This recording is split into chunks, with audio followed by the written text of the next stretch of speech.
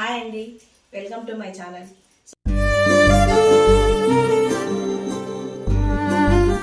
రెసిపీతో మీ ముందుకు వచ్చానమాట. సో వేడివేడిగా ఆనియన్ పకోడీ చేద్దాం అనుకున్నా. వెదర్ కూడా కూల్గా ఉంది కాబట్టి సో దానికి ఏమేం కావాలో ఇంగ్రీడియంట్స్ అన్ని చూపిస్తానండి.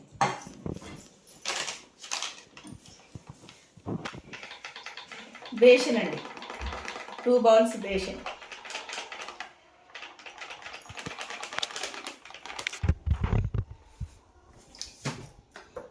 సో దాంట్లోకి కావాల్సింది 2 ఆనియన్స్, కొంచెం కరివేపాకు, 4 మిర్చి, కొంచెం కొత్తిమీర, ఫ్లేవర్ కోసం కొంచెం పుదీనా. సో ఇవన్నీ ముందే కట్ చేసి పెట్టుకోవాలి. ఈ ఆనియన్ ఇలా వేయకుండా కొంచెం స్మాష్ చేసేస్తే బాగుంటుంది టేస్ట్ కూడా.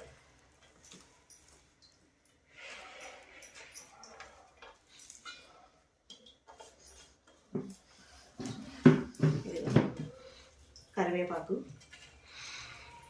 మిర్చి, కొత్తిమీర, పుదీనా. సో ఫస్ట్ ఇవన్నీ వేసి పిండి బాగా మిక్స్ చేసుకోవాలి.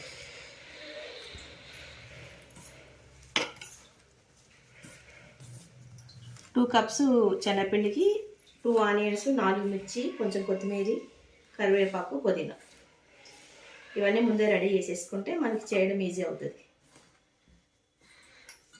సో దీంట్లోకి 1 స్పూన్ కారం,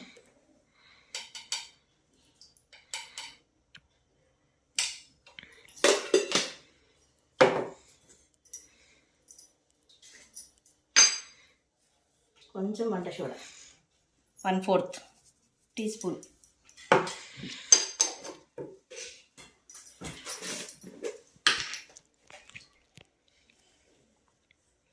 ఒక స్పూన్ అల్లం వెల్లిపాయ పేస్ట్. సో సాల్ట్ మనకి సరిపడినంత.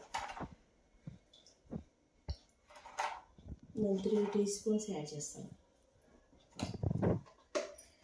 సో ఇవన్నీ బాగా మిక్స్ చేసుకోవాలి.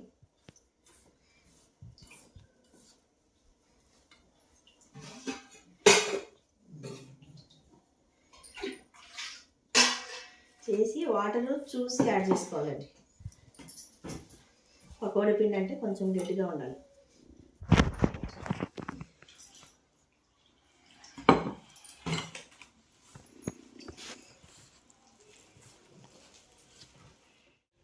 సో ఇలా కలుపుకోవాలి. మరీ గట్టే కాకుండా ఇలా అంటే మనకి వదిలితే ఇలా పడిపోవాలి. సో ఈ మిక్స్చర్లో కలుపుకోవాలి పిండి. కలిపి దీన్ని పక్కన పెట్టేసి మనం ఆయిల్ హీట్ చేస్తాం. మనకు ఆయిల్ కూడా హీట్ ఎక్కువైందండి. అది మీడియం హైలో అడ్జస్ట్ చేసుకుంటూ మనం పకోడీ వేసుకుందాం. ఫస్ట్ వేసుకునేటప్పుడు సిమ్లో పెట్టేసి తర్వాత హైలోకి చేంజ్ చేసుకుందాం. లేదంటే పిండి బయట కాలుతుంది, లోపల ఉడకదు అనమాట, పచ్చి పచ్చిగా వస్తుంది.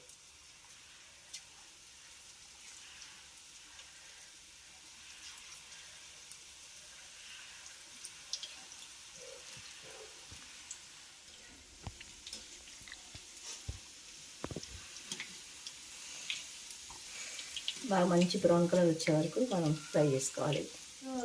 మనకి పకోడీ ఫ్రై అయిపోయింది చూడండి. ఇలా మంచి కలర్ రావాలి. ఇలాగే అన్నీ మొత్తము ఫ్రై చేసేసుకోవాలి. పకోడీ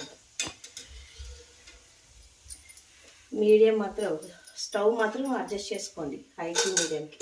అలాగే వేయకండి, మాడిపోతాయి.